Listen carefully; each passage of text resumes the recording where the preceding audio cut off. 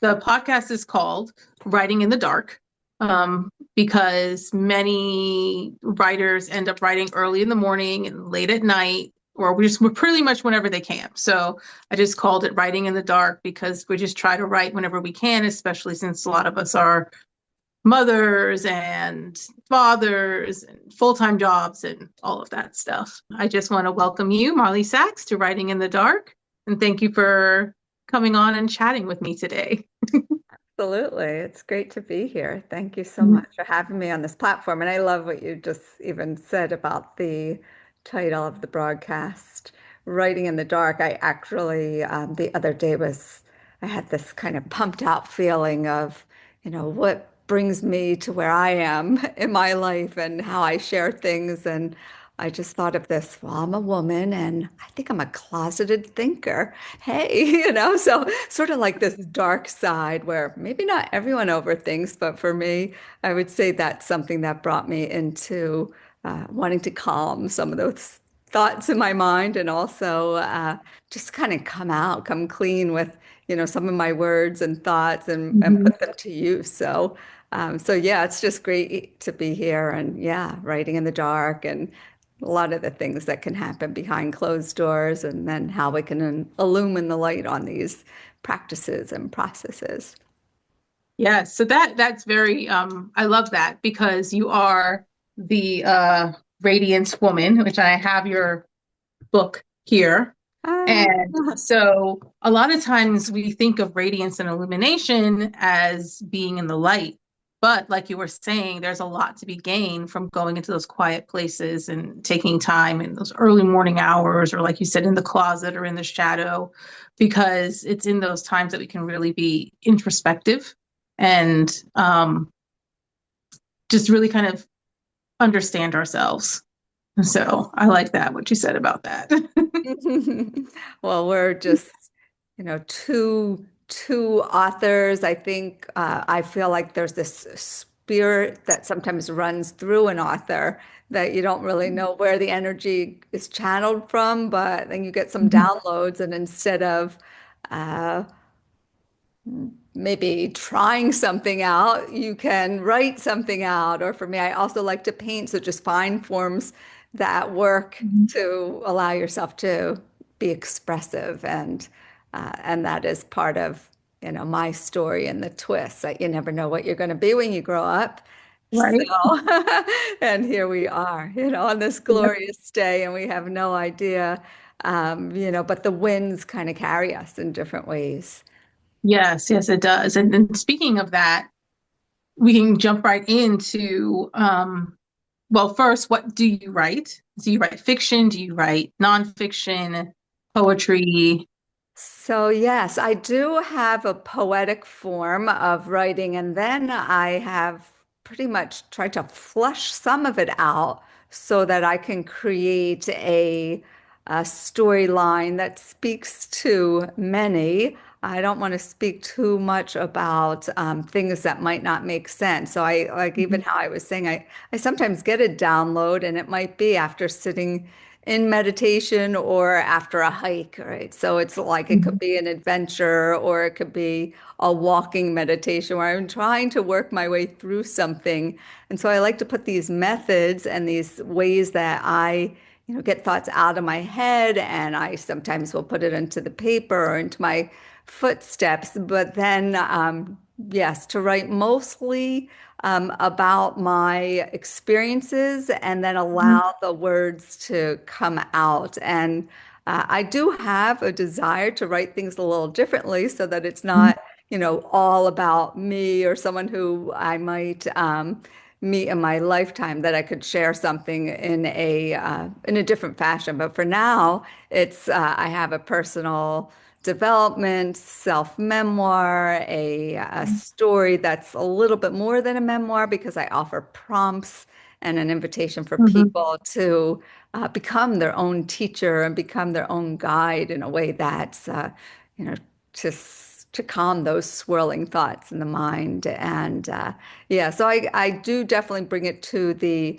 present moment and also looking at things in the past and into the future, but certainly I would say it's more of a that story that's present with me, and then I share it. And then in a way, it's interesting because once a book comes out, there's these storylines that they change because life is changing so much. Yes.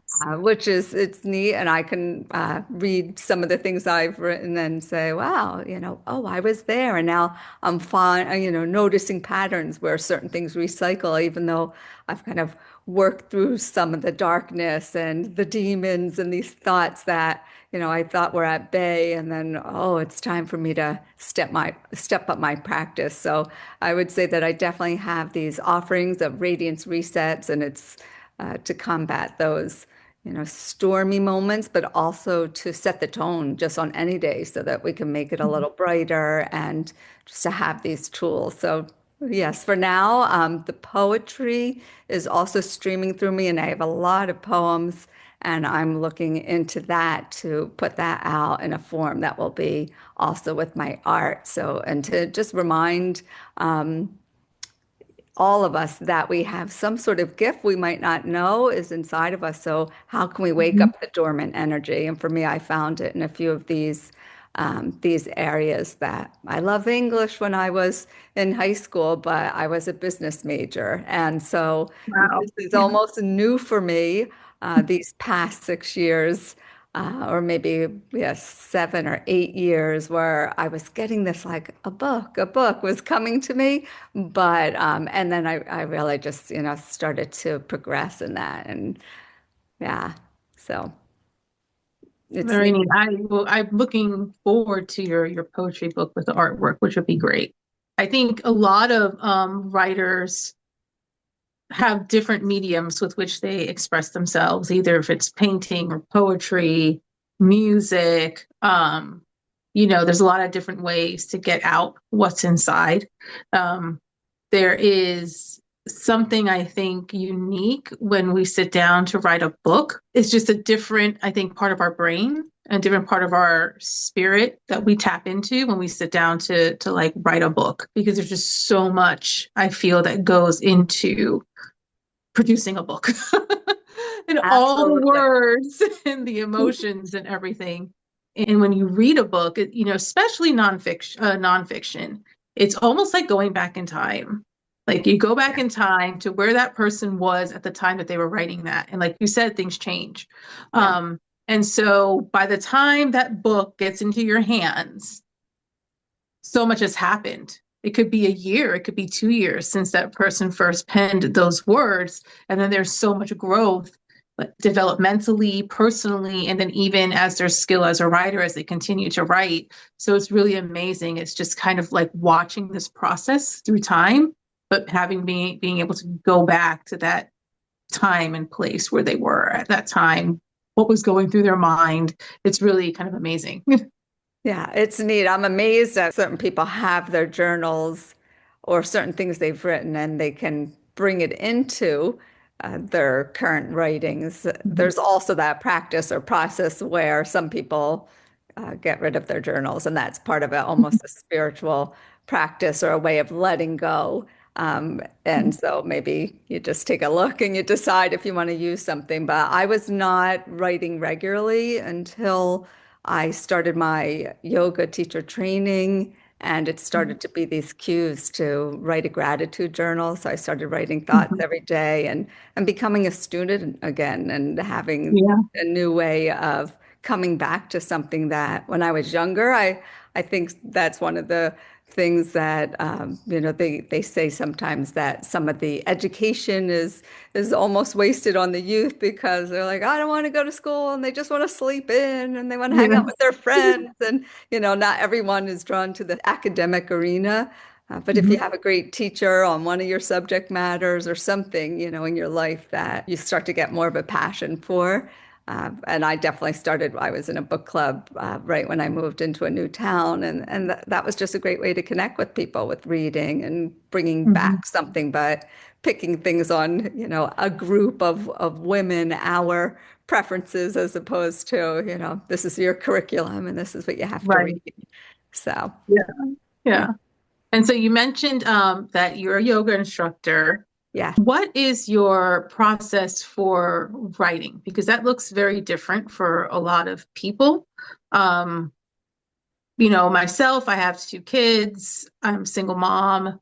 I run a business. So, my writing process, it looks different, I think, than other people who are necessarily like they write full time. And so they can devote 8 hours a day to writing. So what's your process like? I would say I've tried to stick to a routine, but Hmm. I am very spontaneous. My muse hits me at certain times, and also some of the emotions that stir inside of me, it could be a time of like friction, it could be a time of commotion in my life. Some of that ends up bringing out the fuel and the fire, and I might write more and come from a place that's it could be intense and it could be gurgling inside of me, and then I'm working through how to combat the storm, and then the writing just comes. So, in that sense, I do practice writing every day in the morning. A lot of times it could be for a social media post or it could be for a blog. And then other times I could say, wow, set this aside. I'm not sure where I'm going to use it, but I don't have a specific time frame. And sometimes I go to bed early, and other times it's exactly when my muse kicks in.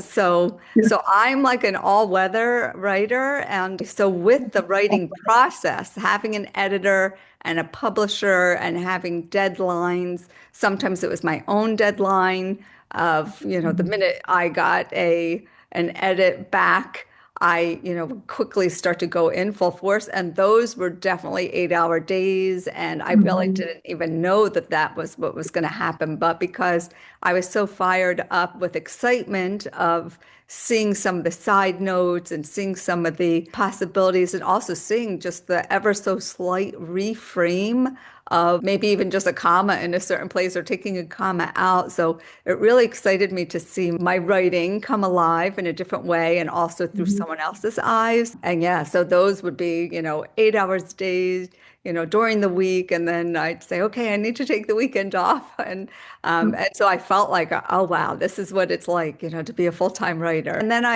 one of my writing coaches, she said, if you think like a writer, I think she learned this from one of her professors. If you're thinking about what you're going to write, you are a writer. So I feel like my mind is always, the writer's mind. I Hmm. can't quite put it aside. Yeah. No, So it's I would almost true. say it's like a Full time. full-time mode, full-time Yes, it's writer. all the time. Like it's funny because the work that I do, and I work overnights a lot. Mhm. And so I'll come home and then I'll spend some time with my son. He's homeschooled, and so I'll just make sure he's logged in, getting his work done if he has any questions. And then like I have a time where I need to like sleep. And then he'll come and knock on the door and be like, "What are you doing?" Because he'll see my light on. And I'm like, "I'm writing." Like, you're supposed to be sleeping. And I'm like, Yeah. well, an idea came to me, and I know if I don't get it down, I'm not going to remember it, or it's not going to come out the same. I need to at least write it down. So Yeah. I will do a lot of that. Just kind of getting it out there, in any way that I can. Yes, and I was in, writing groups, and I still am. And some of those, if I was presenting something and I knew it was my turn to be in a hot seat where people are going to be reading my work, those would turn into like I'm having memories of college, and it just, it would be Right. an almost all-nighter, and I'm like, go to sleep, So, but I feel like it does bring out a youthful side of me almost Yeah. because I'm just going with it. Like I said, the flow, the words, getting it right, having at times, something specific, a deadline, can really get me from that's something that stimulates me. Not Yes. not everyone works on that kind of stimulus, but I do like to Me uh, too. Yeah. have a little bit of a time crunch and get Mhm. into it. Mhm. Yeah, yeah. I took a little note because you said that you enjoyed getting your edits back. Yes. And so, which is funny because so I like and I don't like the revision process. Editing is sometimes tedious, but sometimes I'll get the edit back and then they will suggest it like a different word or like you said a comma or a different way of putting things and automatically my mind goes to why didn't I think of that? I must not be a good writer at all. But you don't have that experience, or do you ever get that? Do you ever have that feeling? No, I really feel like Oh, it's, wow. I Yeah. feel like I can't even tell if there was a change or not. So, Mhm. and maybe because it's my voice and I'm getting clarity on something that's not visible to the reader.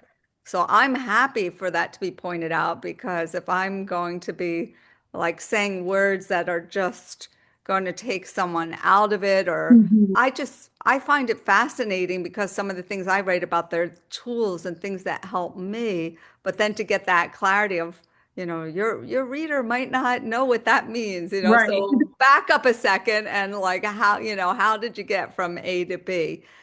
So I like those kind of questions because again, it just gives me a chance to kind of spread it out. So that to me, that's perfect. And other times I'm like, did I write that? Did the editor like change something around? But for the most part, I think they take a little something out because maybe my line was too long, the Right. sentence structure. And those are the kind of things that are the very poetic form of me that I kind of keep Mhm. in because I'm not sure what to take out and where to, Right. slice Exactly. it. Yeah. Other times I know, okay, a shorter Mhm. sentence to the point, but I don't want to take away from my word choice if it's going to connect with someone. Sometimes these words just flow out of me. It's just like these one Yes. word and the next word, I don't know where it came from, and I'm going to keep it in and let's see. Yeah. Absolutely. Yeah. I think it's better, at least for me, to just write it. And then if in editing they decide, let's clean up this sentence or something like that, then that's fine with me. But I think it's easier to pull things out than it is to try and put stuff in if there's not enough words or description or, it might be just because I write obviously nonfiction as well, but I write fiction, mainly. And for me, it's like I've got to get all the descriptions out, all the words I can think of. And then, in editing, if they're like, that's too much, I'm like, okay, that's fine. You know what's best. Yeah, absolutely.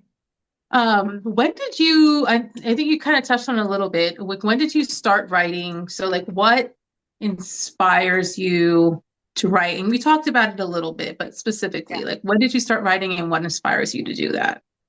Oh, definitely that gratitude journal. That was Mhm. probably about 15 years ago, Mhm. like when I did my yoga teacher training. So that definitely was one assignment that it was like every day, write your gratitude journal and say it in a different way. So you could say, I'm grateful for the sun, or I'm grateful for the sunlight, or I'm thankful for my children, or I could say I'm thankful for and like name my child, or I'm Mhm. thankful that I had a chance to be in nature today, but then, expand it because you can't just say Right. nature. So it's like I saw this incredible cardinal Yes. so I really was just having fun being different in how with gratitude, and I'm thankful for, I'm grateful for, gratitude, just playing with those words. It was definitely making me feel better. If I didn't do it in the morning, then I would do it at night. It was my, these little ways of sharing bits of gratitude. And I very recently heard a teacher share, what are you grateful for? Think of three things. And it was just like an in the moment exercise. Mhm. And then she took a pause. And then, what are you grateful for? Three more things. And she took a pause and she went on for about, I don't know, a minute or so. And then she said, let's take this throughout the class. And then she said, and this is your assignment for the day. And I Mhm. was like, this is brilliant Yeah. because we really can have that to evoke some kind of joy. And so Mhm. that's how the writing was for me. It was just happening like that. And I was taking notes in my yoga teacher training. And I was taking notes from the teachers that were sharing things about anatomy and reading some of these like sacred yogic texts, but also things that were, um, you know, day to day, bringing it into your life as a householder or dweller or someone Mhm. who's not sitting in a cave to meditate, but Right. somebody who is just taking these practices with them on the go. So I really found that it was opening me up and that I was just writing new things from the things that I was learning in a different way. So that was just it was just getting me to sometimes write, for 5 minutes about something that, stirred an emotion. And from that, I ended up, I guess, a few years into teaching yoga. Then I kept thinking of different ways to meet or greet or open up to new spaces. So I Mhm. started meeting with a business coach, and she was on a summit, and her summit was with a woman who had this platform that was right from your heart, or a dream book or something of that Okay, nature. yeah. But I was just there, I watched the person with the coach that I knew, and I got some different people, but I suddenly started getting emails from this writing coach for a few years. So one day I opened it. I mean, th those emails kept coming for a few years. I don't think I rarely ever read them. And it's pretty amazing how it happened. But I just opened it one day and it was like, wait, what does it say? Create your own dream book and starting like, in like 2 weeks. And it's a 9-month program. And again, it reminded me of my yoga teacher training, the first one, because I ended up doing a 500 hour and then also a different style of yoga. Mhm. But I just was like kept being the student. So I was a student and a teacher sharing things with others. And then it was, how can I get my messaging out to more people than in the classroom, in person? And through the business coach, I created a course. So that was one way and it was called Conscious Communications or Conscious Mhm. Connections. And just, it was for like how to invite the teacher within. And then it was, okay, well, now I tapped on this woman on this particular day. And so next thing you know, I signed up, and she, had an MFA and went to NYU, was living in Oregon. And I was like, wow, I can't believe I signed up for this. Right. And that's when, the assignments, it was called the hot seat, where you got to write a few pages and people would read it and then give feedback. And so that was really just, it was just a muscle I started expressing myself. I love that. The consummate student. I'm not sure if that's the right word, but like just to be a student of the craft of writing and communication is a great way to approach writing. Yeah. Because then that ego, like the one I talked about for myself, like, oh my gosh, I shouldn't even be writing anymore, it gets out of the way because when you acknowledge that, I'm a student, then there's always something to learn and always another way to improve or another way to say something. And it is about the reader and not necessarily even, yes, we have a message, but also the message doesn't matter if it doesn't connect to the reader. So, yeah, so I really love that. There was something I wrote down, and now I can't remember what it was. Well, I'll just go to my next question and then it'll come back to me at some point. In your book, you talked about having an autoimmune disorder, Yes. and I do too. And so I wanted to ask you a little bit about how does that affect you when you're writing, and what types of like how do you care for yourself when you're having issues with your autoimmune disorder?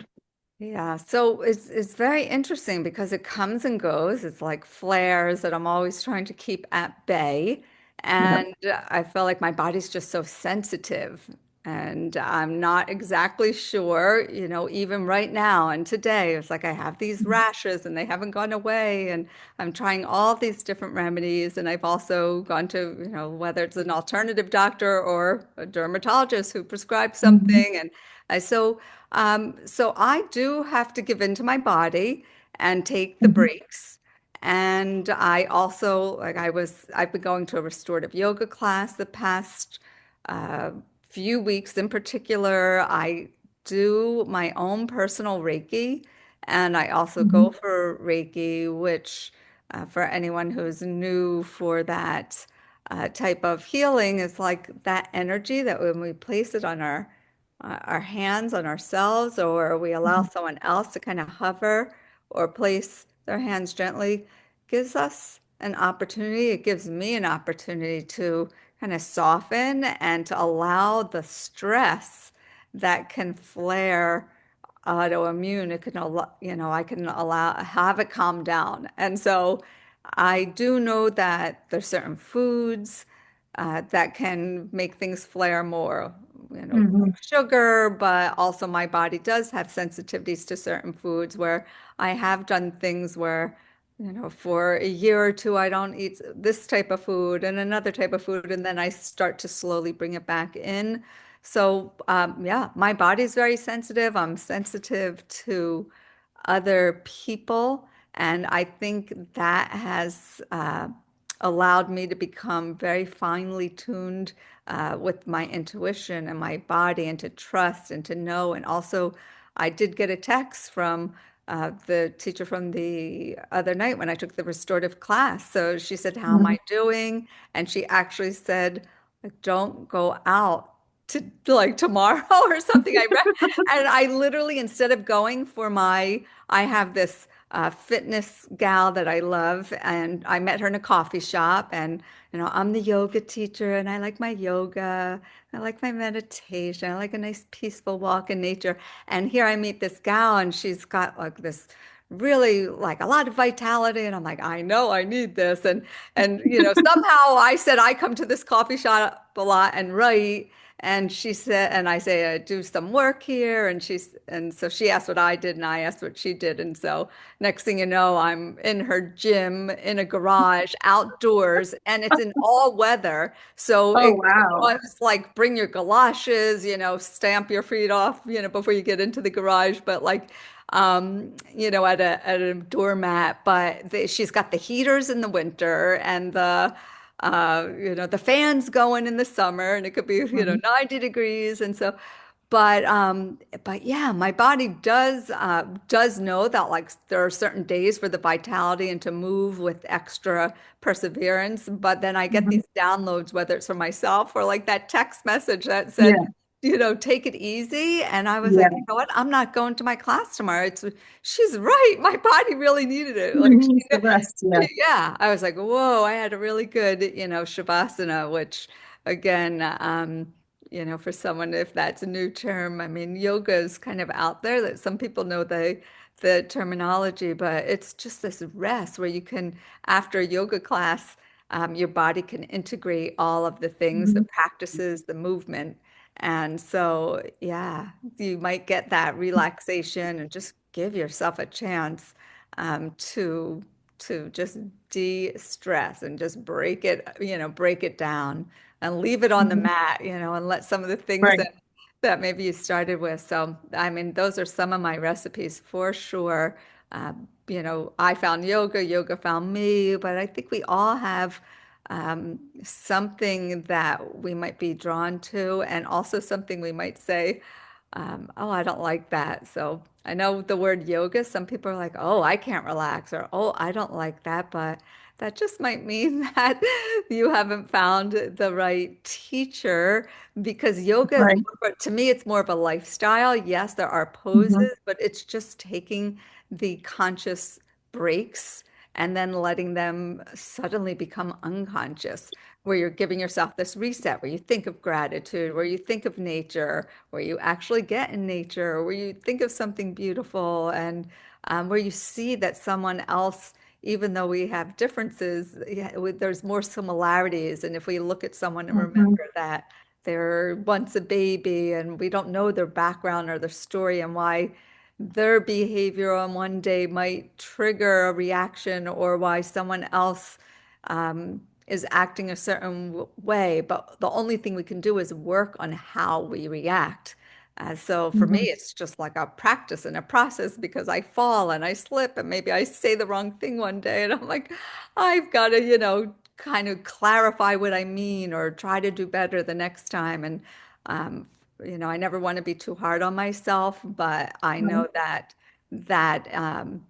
all of these things that I've been doing, the crafting my story, then I was like, oh wow, am I really a writer? Am I really an artist? Am I, what am I? So I just have to kind of let go of any identification except to know that I just keep trying to be better. And I think that's one of my big messages is, I can do all these things for my immune system, eat so healthy. Sometimes I think to myself, oh my gosh, like some people, they just get to eat everything and Whatever they want. yeah, Yes. and they're just like fine. And other days I'm Yes. like, I'm so happy that I have this autoimmune condition because it's given me a chance to kind of give my body exactly what it needs. And I'm now, so in tune with that I want to share some of the tools and techniques and things that because if it's not autoimmune, it's something else that someone has. It's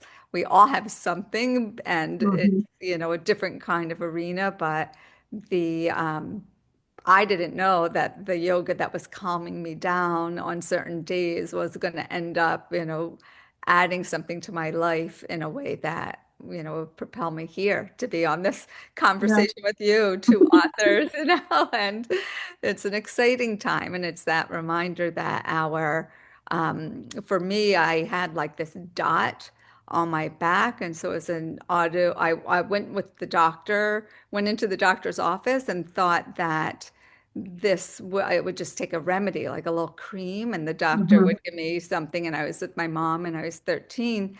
And he ended up saying, Marla, you have a disease. And I was like, Oh, what? And no. then he said, it's an autoimmune disorder and it's not life-threatening, but it will be life-altering. And then he said a few other things, and they stay with me my entire life to this day. I can like visualize being in the doctor's office and not understanding what stress meant. But I Right. believe that that's how all this happened. The business major ended up, finding Yeah. her way and into this role. And a lot of the things that I share, people are going through all different things, but there's something in one of my stories. I hope if it's just one person who says, "Wow, I never thought of it that way," and so I believe it is a gift. And how the dot, the little spot on my back, has become the spotlight in my life. And Right. so a lot of us, when we can start to see that some of our challenges, and when we take the leaps and the faith, and we, surround ourselves with people that, um, maybe make us feel better, and also the people who we want to a little bit repel, we can find a way through it and navigate and understand why we're here. So I believe that my autoimmune disorder has given me a purpose, and Yeah. uh, yeah. Yeah. I love that. I love that. It can be hard with autoimmune disease. Sometimes it's just you just wake up and you're just tired and your body hurts. At least for me, my body hurts. And then I'm also, in that perimenopause, and that adds a bunch of stuff to it. And sometimes I just feel like I have no control over my body right now and what it wants. And then, like you said, I like that word surrender. It is about surrendering and just giving yourself grace so that um, you give yourself, your mind, and your body that time to recuperate and replenish itself, and then get back to it the next day or the day after that. Yeah. Okay, so I think that was most of like the writing questions. Um, I did want to ask you what you were reading right now. Who are the authors that you kind of like to go to when it's your turn to kind of maybe not necessarily have output, but to get input for yourself? Great question. Well, I do have books on my desk. It's just the way it goes.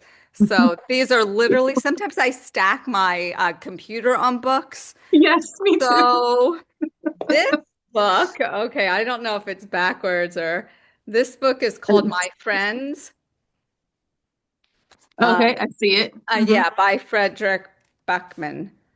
It's an incredible book. It's about an artist and a lot of different things. There's some ties and twists of being homeless, or I know there's a different way even to say that word, um, but it's just the navigation of life and a story Hmm. about children and being from different parts of town, but how there's a commonality and a support system that is so beautiful. And so this it's like and so my book club, we just discussed it. Oh, And wow. yeah, and it was just amazing. And also we were looking it up because we were so sure that this was like a real painting. And Right. so That it's, is a beautiful cover. yes, it's so beautiful. And that's why there's a storyline about a painting in the book. And Uh, so we were just trying to, figure it all out, but it really was just all a fiction. mhm. So, but with, some very strong storylines. And the neat thing is that a lot of times I read on my Kindle, then Mhm. then I'm not as great as with the who the author is, because that is the difference with the Kindle. I think that you're not holding the book as much, and so, Right. but yeah, we just read James, and that comes from it's sort of these twists on Tom Sawyer's books, Oh, the yes. Mark Twain Yes. books. So that was really neat. And actually, in the book My Friends, as well as James, which is the current book that's out right now.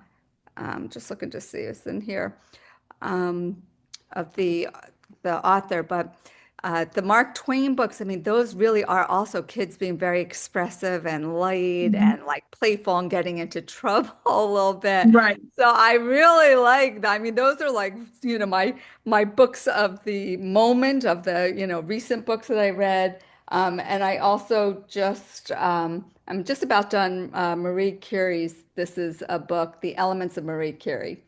So this is by Okay. Dava Sobel, and it's really cool about, I mean, it's again, it's not, I Mhm. like historical fiction. I like when Mhm. there's, when I can sort of learn something and, um, yeah, I mean, my book is surrounded. This is the next book I'm going to read is Elizabeth Oh, Gilbert. okay. And I would say like Eat, Pray, Love. So then that's like one of those books that, Right. people maybe they know right away. Right. But this is like on my bookshelf. I love it. So this makes me really happy. And I Mhm. love to give this as a gift to people for graduation, Dr. Seuss, or the places you could go. And then I'm like, this Mhm. one's for me. People really do underestimate children's books. And I Yeah. have a set here by Cole Yamada.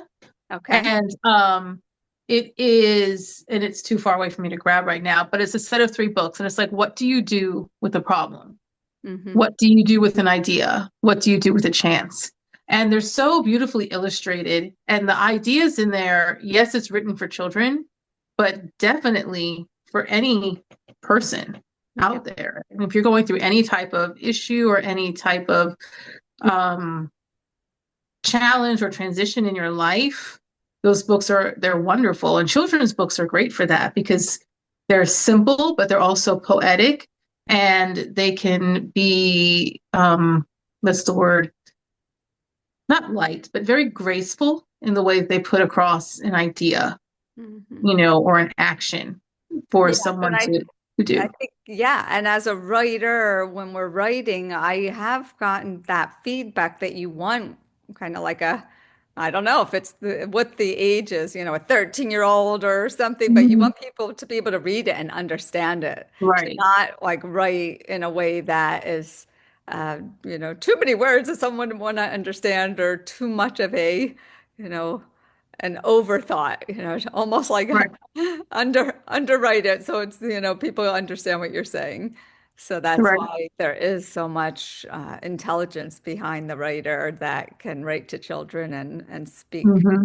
to to the parent or to the school teacher. And it's why I believe, a lot of teachers love to teach a certain grade and a certain student, and they can read that book every year with their class and still have fun with it. I did just recently, there was a vote here the elections. And I went to my children's elementary school. I Hmm. couldn't believe it. They changed the location. It was in the firehouse for years. And so this was the first year it was in the elementary school. When I walked in and ever saw the same person who's, outside of a principal's office, Right. and like this other woman who wasn't there as long, but she was definitely there. Actually, her youngest daughter, or her only daughter, is the age of my youngest daughter. So at one point, she just started working in the office also. I was like, oh my, I cannot believe you're both here still. So we started talking, and they were like, of course we're here. And I said, aren't the kids like so cute? And they said, of course, that's why we're here. That's why we're still working here. So, Yeah. it's just, to have fun and to kind of be playful with children. Mhm. I actually was in contact with one of my teachers and also a doctor who I have consulted with over the years. And she was doing something like a 40-day challenge, and I was partaking in it. And so she was sending out information each day. And it was all about like something that you wanted to cleanse, whether it was for me, I said sugar, and just pick one thing that you wanted to do to take out of your system. And so um, we corresponded, and it was like how to be playful. And she said, I see you as Oh, very playful. And I said, it is true. I like to laugh and to, be playful, but I'm going to spin that because my husband, we went to a comedian last weekend, and he said he hasn't heard me laugh that much in years. And so that made me realize that there are these differences in our relationships with people, and I feel like my husband sees me working so hard in my office, and I'm kind of like doing my own thing, and I'm sort of have this intensity. There's something about that mhm. the dynamic where I'm not as free and as lighthearted with him. And I was like, okay, I want to lighten up. Sometimes my mom will say, "What are you thinking about?" And like I could be a little more Right. Yeah. intense. Or how about just like having to create a post for social media? I think my face gets like tense as I'm trying Mhm. to do it because I'm doing it like in a way that doesn't feel natural to me. But Right. when I'm with like in a group or in a community, or when I'm just like painting or I'm free writing, I mean, I am feeling so much joy, but some of the roles we play aren't always, playful, but I like Playful. to Yeah. think about how much, fun we can have. And I once saw the Dalai Lama in person, and it was just wonderful. And I find, his laughter and his joy it's sort of one of those inspirations, just like children who are, freely smiling, and it's almost like we expect it from the kids, and then the adults maybe, stay in your place a little bit. And so how can we Mhm. break that mold and be more childlike and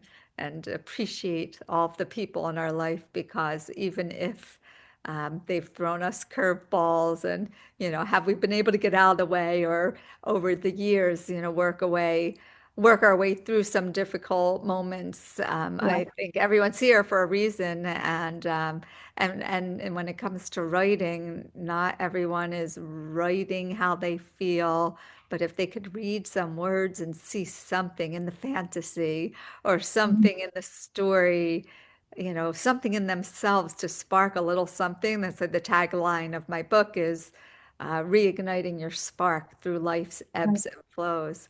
And so it could be like every day rebirthing yourself, or make every day like it's your birthday, because it is, it's something to be grateful for, and have some fun in the midst of it. Yes. Yes. That's beautiful. Thank you. Um, I love it. It was a great, great conversation. Yeah. I'm so glad you came on and chatted with me. And I will put your information in the description box of the podcast on YouTube. And I'll hold up the book one more time. There we are. Let's see, get it nice and clear. Yeah. The Radiant radiant, Woman. the Yep, radiant woman, and then shines. The radiant woman that's right. I shines. love Yeah. that. And The this radiant cover woman is just shines. amazing. Yes. Yes, and I've got the Radiance Yeah. Collective and different ways that people can just, tap in. It's a reminder to, just keep shining and also, to feel what's real. So Yeah. not just the shine that's, hi, how are you? I'm fine, how are you? But it's the one that goes a little deeper where we've got this potential to ignite an inner shine and also use the fuel from nature, use the fuel from the people that do, uh, make you feel extra special. Use the food that makes your body feel, really great afterwards, where you don't have like a sugar low or a caffeine withdrawal, where it's more about, wow, I just, bit into an apple and that was amazing. It was so refreshing and delicious, and my body feels good, and digestion feels good on those days. So I do find that the more that we can do to give to our body to make it feel better and stronger, we can gravitate to that so that we can shine, take the things from the outside, bring it in, take the things within our body, our breath awareness, our, being a little conscious, maybe holding back from what you want to say and just write the thoughts out instead of, saying them. And if it's not going to uplift someone. So these are some of the things that I love to share. And I'm just so grateful to have been here today. Yeah. Thank you. Thank you so much. All You're right, everybody, check out her information in the description box below, and I will see you next time on Writing in the Dark. Bye. Bye.